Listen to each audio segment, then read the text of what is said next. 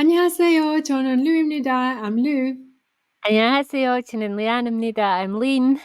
So today we're going to be doing Soyoon and RM on featuring Smoke Sprite.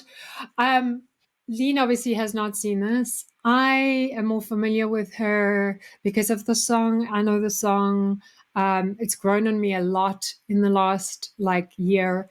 But yeah, we want to explore more of her music. So first I want to just see if Lean is open to that and if Lean enjoys this. So we're trying to explore a little bit more music from a Korean woman within the industry. So we're starting with Soyoon, and yeah, we're going to just check out the MV and see what it's like. I don't think there's English lyrics to this, is there? I mean, English subtitles. Because I think know. RM's verse is in Korean, but I might be wrong. I think we will find out. I'll turn them on and we shall see. Okay. Okay, you ready? Let's do it. Let's do it.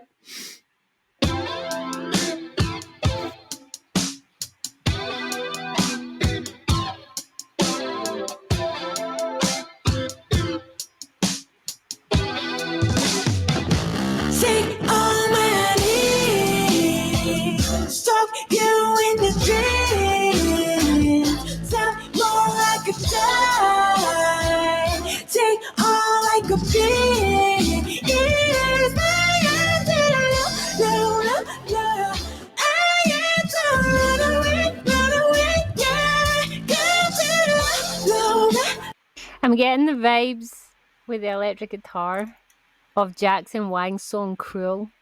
Oh yeah, that's kind of got a similar tone to it. Yeah, it's a similar sounding down. Yeah, it's giving me that feeling, but so far, she kind of reminds me of the Kate Bush Bjork type of slightly eccentric out there voice, higher voice, but kind of unique. Yeah, I totally agree with you. I think she's too super eccentric. She's different. And she's got such a passion for music. And you can see she definitely takes the artistic route and definitely looks at music differently to a lot of musicians out there. And I like some of the symbolism, even in this still shot of marks on the body. I kind of feel like it's almost I might be wrong, guys, correct me if I'm wrong, a comment on society marking you in some way or judging you in some way, or the scars that you carry, or things the damage that you carry through life from other people's perceptions and stuff like that. But I might be wrong. It looks like sunburn when you fell asleep in that strappy dress at the beach. Yeah. It does. She must have been so cold. Sorry. No, I was just going to say, she must have been so cold running through that snow and doing a million different takes. Yep. Maybe that's why she's running.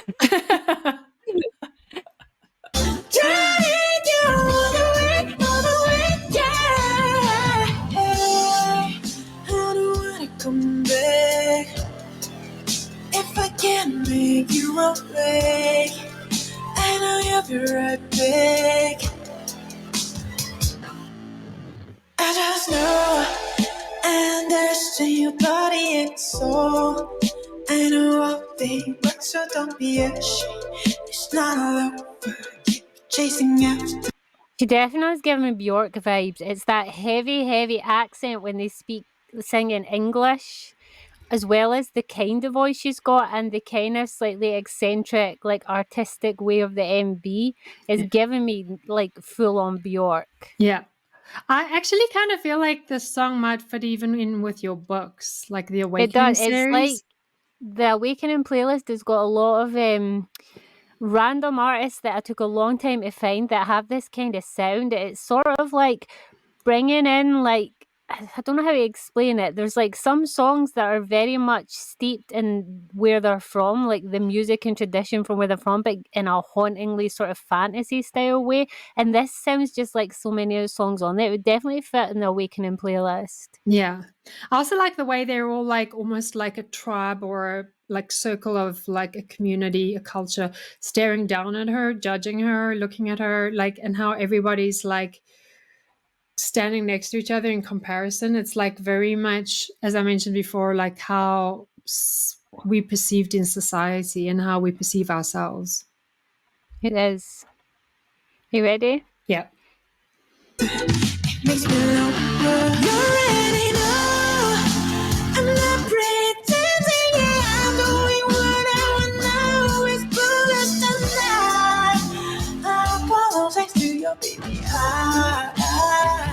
Hey, be my reason. You should tell me the truth. Don't lie, no lies. That goes to its better days. Yeah, it's time to go inside. Smoke Sprite on my knees. Stalk you in your dreams. Stop going like a die. Take all like a bee. It's my identity. No, I ain't to run away, yeah. Pause. I think also it's about chasing your dreams, because she's like, take on your dreams, don't run away, don't run away. Like, it's about ignoring what people think of you, perceptions, and just going for what you want and being different and being standing out from the rest of everyone else, and just, you know, being aggressive about going after what you want. I also like the fact that her choice of styles and makeup, she's gone against the typical beauty standard that's expected for soloist Koreans. She's not gone for the pretty natural glam look. There's some where she looks downright weird, and then there's some she looks really pretty, and then some that she looks more edgy and goth.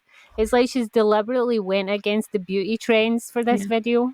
Yeah, I totally agree with you. She's like, this is who I am. Take it or leave it. I like it.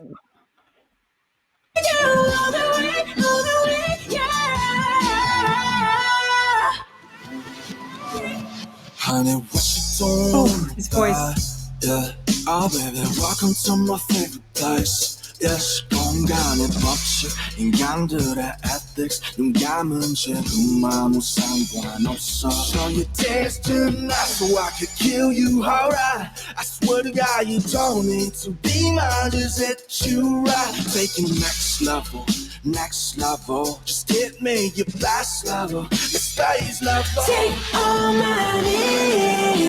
I don't know why, but for some reason, RM's little piece there gave me this really strong feeling that he's playing devil's advocate. He's meant to be like a different kind of like, he's not meant to be a guy she's hooking up with. He's meant to be like some kind of like otherworldly, come in and I will show you the way kind of person. That was the vibe I was getting. Like, once you're mine, honey, there's no way. It's like he's playing devil's advocate there. Did you get that too? I did, especially the hit you right, like find the right position to hit you right. I was like, ooh, RM. It was the welcome. What you doing in my bed? Welcome to my world. Like, yeah, you've crossed over now, honey. Like, it just reminds me of like this TV show Lucifer kind of thing, where once you make a deal with the devil, you can't get out. That's what I feel like he's meant to be here. Yeah, I actually picked that up as well, and I love it because like he's so smooth with his voice, and he just drops all those honey little lines, and he's like very tempting, you know, like just like come baby, come. I like what they've done with his vocals here, that he's not going the typical rap way, but it's not quite, it's like sing talking. Yeah. He's like, we know that he struggles with singing, but you couldn't tell here. It sounds very stylized, like it was deliberate. And if you didn't know who RM was, you would think that this is like, he's a good singer and this is just stylized. Like, it does justice. Like, it's a good wee step up from him moving to proper singing, if that's his goal, to end up as doing like entire songy songs. Songy songs. Well, that's the thing, and like even on Indigo he sings a lot, and he's practiced so hard, and I think this was the part of that journey was learning to transition over from like straight rap into like a singing voice. So this is definitely one of those songs that happened around that time. Yeah, he's lucky that he has a nice voice. It wouldn't work for everybody. Oh, that's for sure. Right. You ready? Yeah. Okay. Stop you in your dreams. Tell me more I could try. See all I could be is flying to the love. I get to run away, yeah. Got to love, trying to run away, yeah.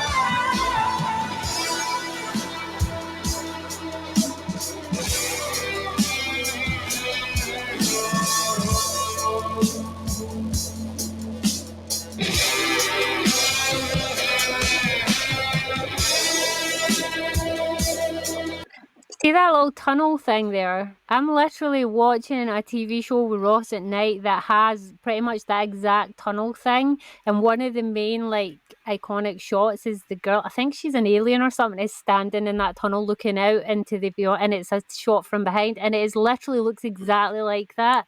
And then the way That's it cool. cut to that next scene, I'm wondering if this, like it feels like this could be the song for that show.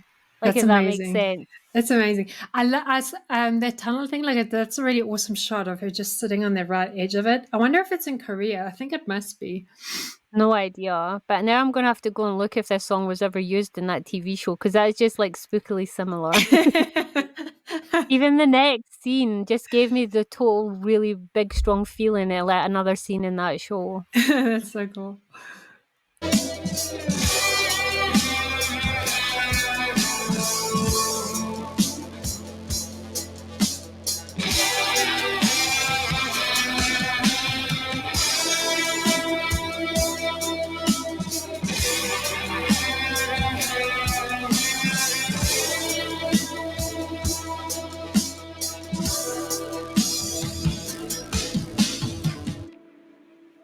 Oh, that's cool. I love that.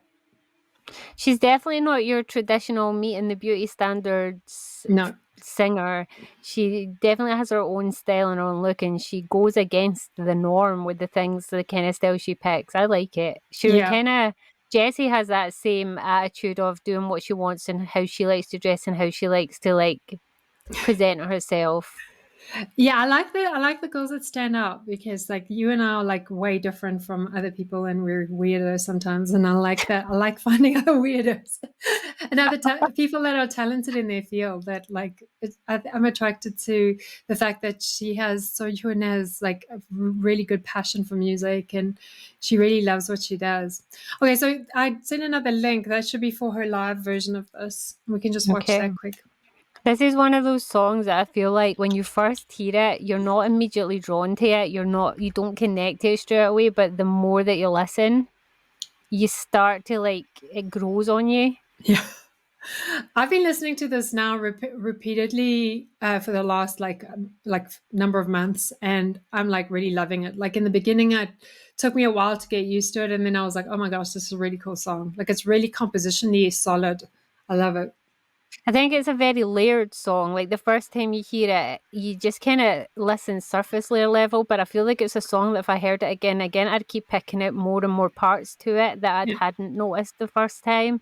Like the main thing that listen, I just kept hearing the electric guitar sort of sound that was kind of similar to the Jackson Wang song, and it kept pulling me away from the song for a minute because I kept getting both songs in my head. But I thought if I listened to it again, I would probably pick out other things. I really like her voice. Like at the start, I wasn't so sure it was very Kate Bush, and I was never a Kate Bush fan. Yeah. But then by the end, she kind of just, it's like you get used to it and you start to really like it.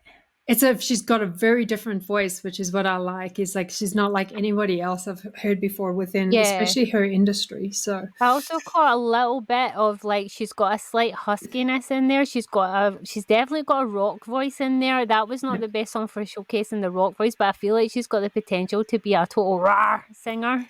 And she does rock concerts, so which is cool. You can hear it in some of the little quieter bits. You could hear she had that little roar coming through, but it was like a husky grittiness to her voice, a really like a warmth. And I was like, she's going to sound so good singing a rock song. She is. Yeah, I love it. I want to go to one of her concerts one day because I think it would be really cool. So she's got a nice fan base. Okay, let's do it.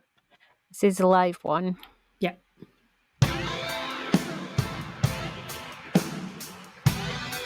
I like the song live, actually.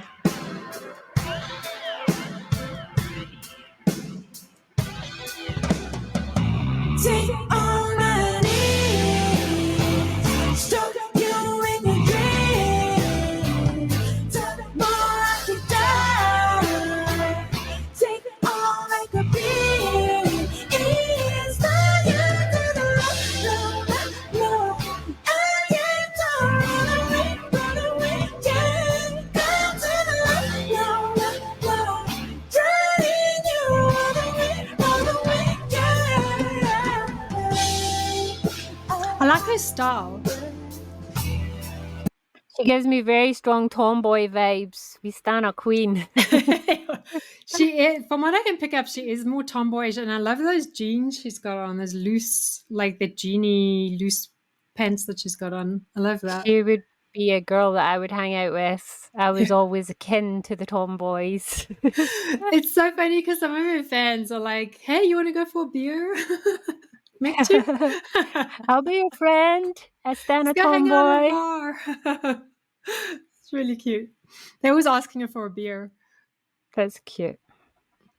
if I can, I'll never again. I just know I understood your body and soul. I know what the rest of the ocean. It's not a look, chasing me. It's a look, you already know. I'm not pretending, yeah, I told you what I want now. Always cool as the now. Our problems are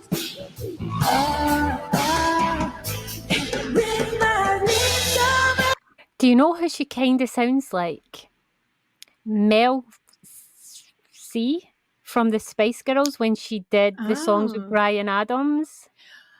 Oh my gosh, that was a long time ago. Hey, I loved that biatch when she went to her own music, especially when she did Bryan Adams. She kind of has a similar sounding voice. She does. She has. I like that.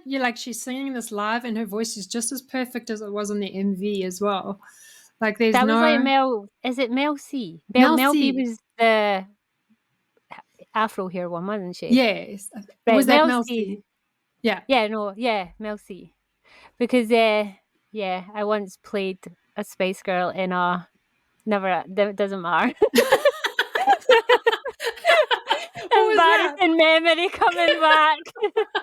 No, now I need to know. So when I was younger, our community had a youth club that was really strapped for cash sometimes. So we had this really great idea to like dress up as the Spice Girls and put on a like mini concert for them to raise them some cash. And yeah, a lot more people turned up than we expected. And I was Mel B. I had to wear an afro wig and a leopard skin bodysuit and run around all day going, I'm not from London, you know, I'm from Leeds. All day. And we had to sing several Spice Girls songs and we had to learn the choreo for them all and everything.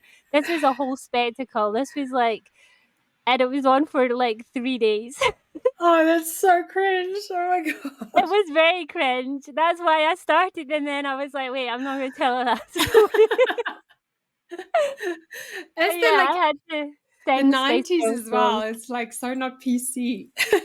In my defense, though, I was 15 years old or 16 years old, and I was being led by youth club team members convincing us this was okay to do.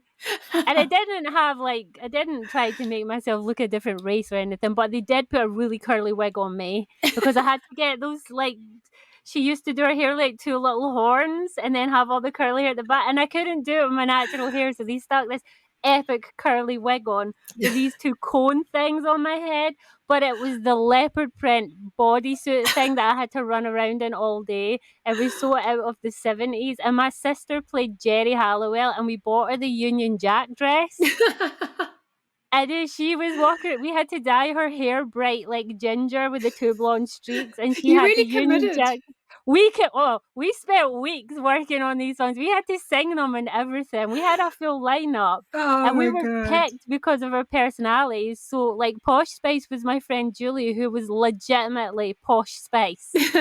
She looked like her. She had her hair, and she even had her manner. Like, we were all. But I was kind of disappointed that they made me Mel B. I wanted to be Mel C. Okay, Oh, I have Posh Spice hair at the moment, so you do. as I'm growing it out. So Okay. yeah, that roundabout story. But this girl's voice reminds me of Mel C. That was a long way for that point. Oh, the cringy days.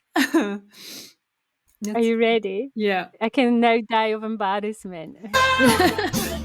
Tell me the truth, no lie, no lie. Sit close to what matters is.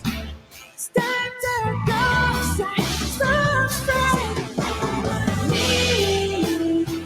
stop you in your dreams. Tell me more I could die. Take all I could be. Inspired to the love. I get to run away, yeah. Love, turning you all the way, yeah. Honey, don't go. I'm in my face. She come down and bought you down to the baby. She come on, she can kill you perfect. Be not just situation. Let's not fall. Let's not fall. Space that for me. Stop you in your dreams. Tell me more I could die. Take all I could be.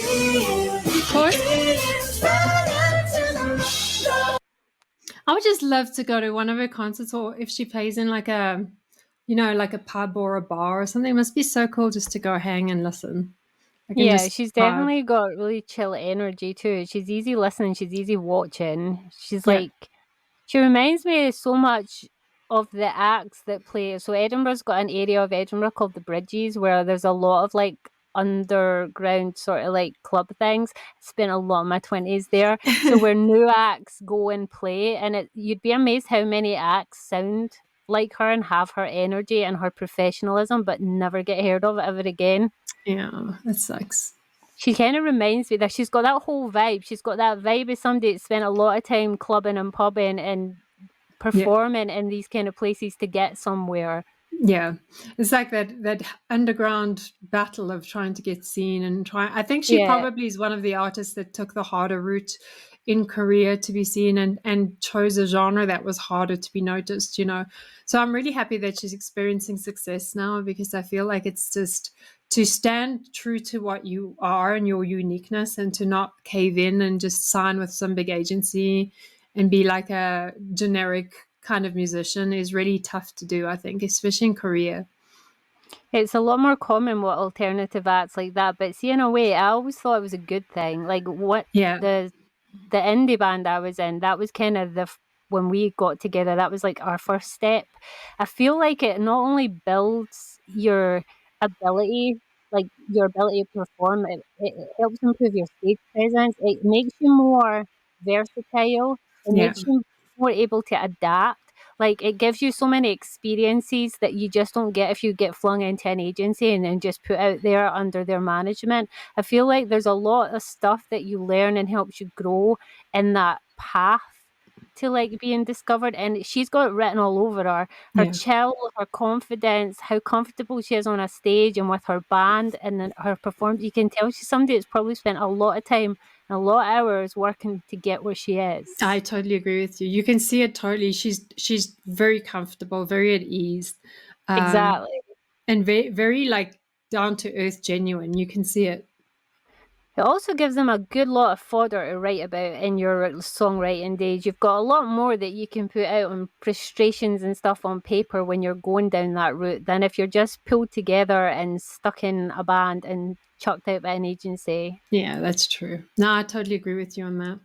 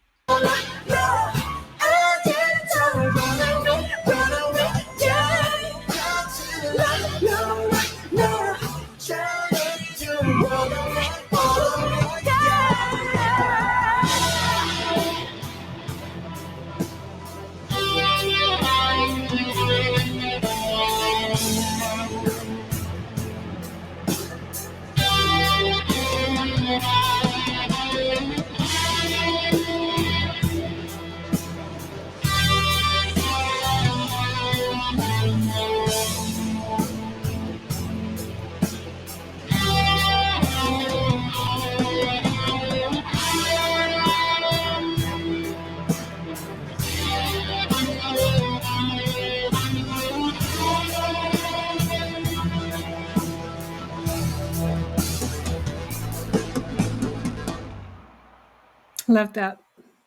Girl is skilled with her guitar. She reminds me of my uncle. Those faces she was pulling, that's my uncle when he's jamming with his guitar.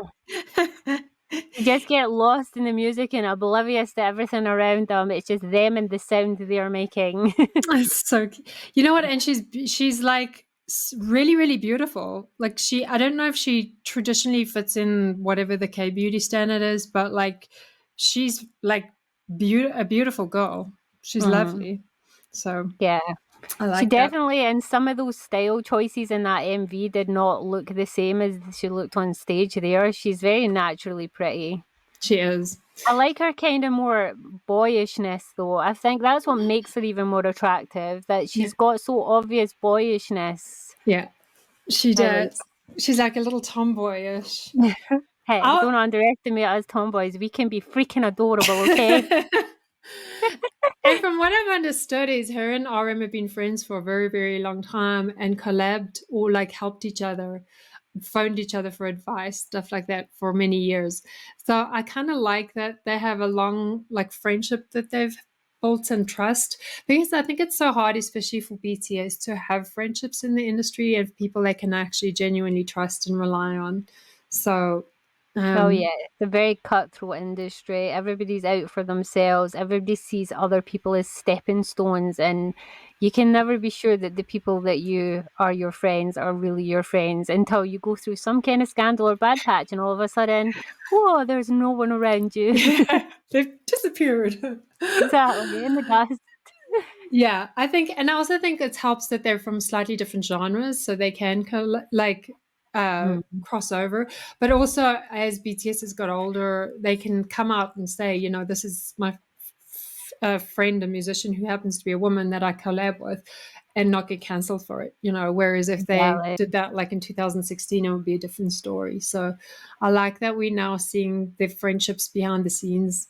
I was actually watching a TikTok the other day of a guy that was saying to like toxic fans, like stop trashing other idols in front of your idol. Like stop going onto your idol's videos and stuff and saying, oh, how dare you collab with, like, for instance, someone from Stray Kids collabs with somebody from Matisse. How dare you do that? Like, oh, blah, blah, blah. Because these idols, these are their friends. Like, you look like a weirdo if you're like trashing their friends to them. Like, you might think that just because the fandoms don't interact, that the singers don't interact, but they have some really strong friendships between the different bands and idol members, you know, that like you don't even know who your idol's friends with behind the scenes. And it's true, the music industry, like I've had firsthand experience this growing up and with a family that some of them were in the music industry. I was the child who was backstage getting picked up by random musicians and walked around on their shoulders, sat on their knees. I met so many rock stars and famous people as a child. I don't even know that's who they were. Like, to me, they had different names, or like they were just uncle this or auntie that. Like, I grew up among these people, and there was people from every country imaginable that you would never think would be friends. And we've seen it in our OOR videos. They're talking about how One OK Rock are friends with were friends with Chester from Linkin Park, are friends with Lewis Capaldi is one of the people they idolize. Like these people, they integrate more than you think they do, especially if they're in the same genre of music. And when you have a country as small as Korea, you can guarantee all those idols know each other. They're friends with each other. And it's not just the idols, it's the actors and the idols, because they all come together for different things. There's an overlap. And it's the same in the music industry in our countries. I met so many people randomly you would never imagine I would ever have met just from being in that scene. Normal people who work in that scene, producers, makeup artists, hairdressers, they also become the friends of these people and integrate these people. So if you're sitting there slating an idol for this other idol, there's a very big chance that not only are they friends, but they've known each other for years, and they'll take it as a personal insult. Exactly. Even like between Stray Kids and BTS, they like Stray Kids loves BTS. They like talk about BTS all the time. But and there's this they want to be friends with BTS. You know, I think it was it like Chris met Jimin. They went and had coffee or did something, or they ran into each other at a coffee shop, and they chatted about it. Like they're really open about, like, oh, we want to collab with these people, we want to be friends with these people, we are friends with these people. But like the fandoms are the ones where the problems come in, you know. And it's like, you should think of yourself as a fan. Like if you're bad mouthing somebody who you don't even think your idol should be interacting with, but your idol's actually good friends with, like what does that say about you in front of your idol? You know, if your idol reads your comment, like he's gonna like hate you.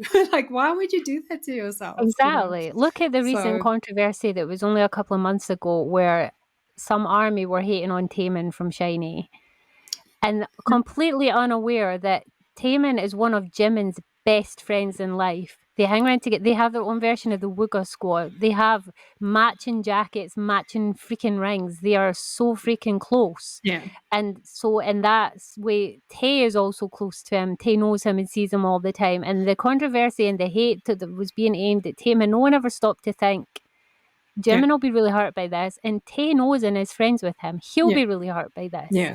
Like, these are the things they always need to be aware of. Yeah, I agree. It's just a maturity in a fandom that needs to be, you know, considered at times. So exactly. Well, that was great. I love that. And I definitely think we're looking at more of her music because I kind of like her. Like her voice is definitely grown on me. Watching that song a second time, the thing that I thought would happen. You start noticing other parts of the song that stand out to you, and her voice becomes even more familiar. That she starts playing in your head. So yeah, I'll definitely watch more of her stuff. Fantastic. That song's not my kind of song, but I can see the potential in her. Yeah, I kind of like that song has become more and more of a favorite of mine as I've listened to it. I love RM's part as well. Like his voice is so sexy in this. As you said, he's like the tempting Lucifer type character in this. And his voice worked well in that part. It actually was kind of sad there was only that one part of him. I thought there would be more, but it is what it is. It is. He actually does well with the darker side as well. So that was cool. We enjoyed that. Thanks, guys, for watching. And we will definitely catch you in the next one. Yeah, we will. Ta-da. Bye. Annyeong. Bye. Annyeong.